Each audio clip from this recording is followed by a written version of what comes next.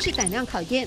用厨余做成的土，你敢闻吗？这里面就有鸡骨头啦、牛骨头啦、猪骨头啦、猪肉、鱼肉啦、内脏啊，什么都有。对，但是你看不到啊。这就是我们的宝，这就是微生物，它是微生物弄出来的。没有料想中的腐臭味，这把改良土集结全竹东镇的厨余回收，1周5吨堆积，4个月发酵，再分装成桶，萃取出营养液。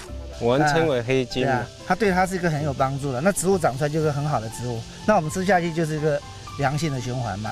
能够松软土质制造养分，彭伯彦教授积极推广农业革命，社区理事长彭松举跟着响应，无奈期望换来嘲讽。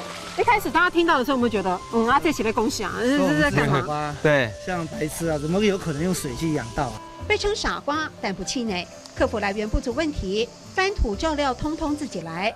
造福乡里，也要让更多人共同参与。等于是我们替镇里面解决了很大的一个厨余的问题。来。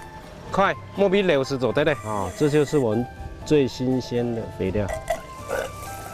刚插秧的稻田还漾着嫩绿，彭松举用心期许这一亩希望能够为人类凝结丰满稻穗。我们现在在这准备要灌溉的稻田，闻到的味道其实有一点酸酸的。对，就是你们说的对厨余的厨余的味道。然后也不用再下去了，不用开关就可以。对，有关吗？慢慢什么关呐？有习惯吗？慢慢来秋波一关，慢慢就会习惯。对，也是一种新的革命方式。是。